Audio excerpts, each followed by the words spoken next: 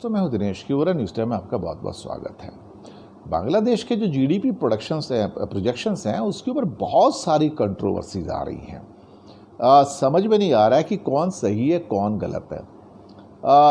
ये एक unending debate है और उसको आज के न्यूज़पेपर्स के अंदर भी दिया हुआ है, बांग्लादेश के अंदर खासतौर से डेली स्टार और बाकी पेपर्स में भी है कि मुझे भी समझ नहीं आ रहा है कि अल्टीमेटली ये प्रोजेक्शंस इंटरनेशनल एजेंसीज वो कहाँ से ला रही हैं और कैसे उसके अंदर इतना बड़ा वेरिएशन हो सकता है।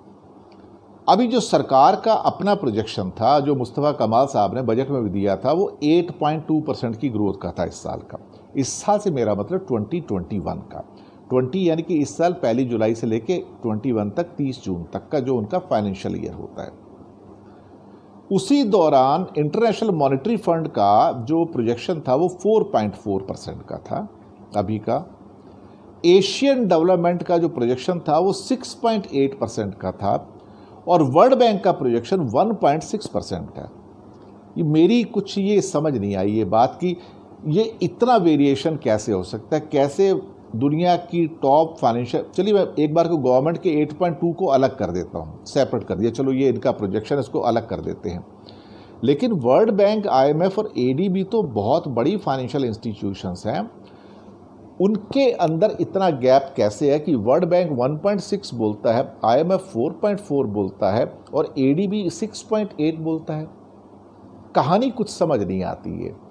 ये मुझे ऐसा लगता है कि अल्टीमेटली जब इसके फाइनल जो रिजल्ट्स आएंगे वो कहीं ना कहीं हो सकता है, अगर बहुत ज़्यादा भी नीचे आ गए, सरकार का 8.2 है तो मे बी अराउंड 5 to 6% ये लोग क्लॉक कर जाएंगे। मुझे ऐसा लग रहा है कि अभी कुछ और फिगर्स आएंगे तो मैं अपने फिगर बताऊंगा, एज ए इकोनॉमिस्ट मैं आपको बताऊं।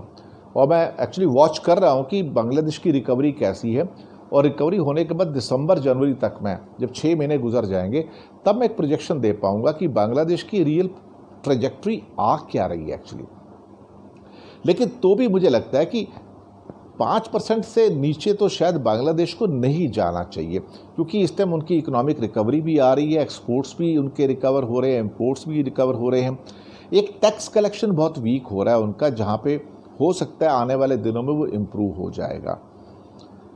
लेकिन इतना वेरिएशन फाइनेंशियल इंस्टीट्यूशंस के अंदर देखना, ये थोड़ा सा मेरे लिए शॉकिंग है। और तीनों रेप्यूटेड इंस्टीट्यूट्स हैं, world bank 1.6, IMF 4.4, ADB 6.8। It's shocking. मैं गवर्नमेंट की बात नहीं करूंगा जो 8.2 पे लेके बैठे हैं, बट इट्स शॉकिंग। ये कभी कभी हजम नहीं होता ये क्या कह रहे हैं।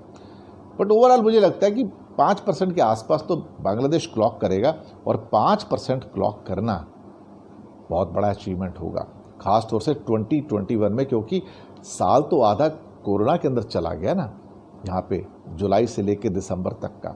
और वहाँ पे 5% अगर आप क्लॉक कर जाते हो तो this is a stupendous achievement, क्योंकि इसी 2021 के अंदर हिंदुस्तान -10% होने जा रहा है।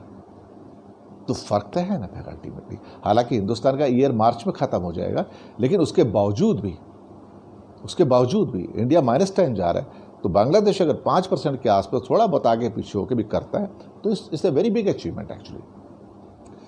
खैर देखते हैं अभी जब फाइनल फिगर्स आएंगे तब क्या होता है, लेकिन मैं जनवरी तक अपने कुछ फिगर्स दे पाऊंगा इस बारे में। लेकिन मुझे लगता है 5% के आसपास आ सकता है।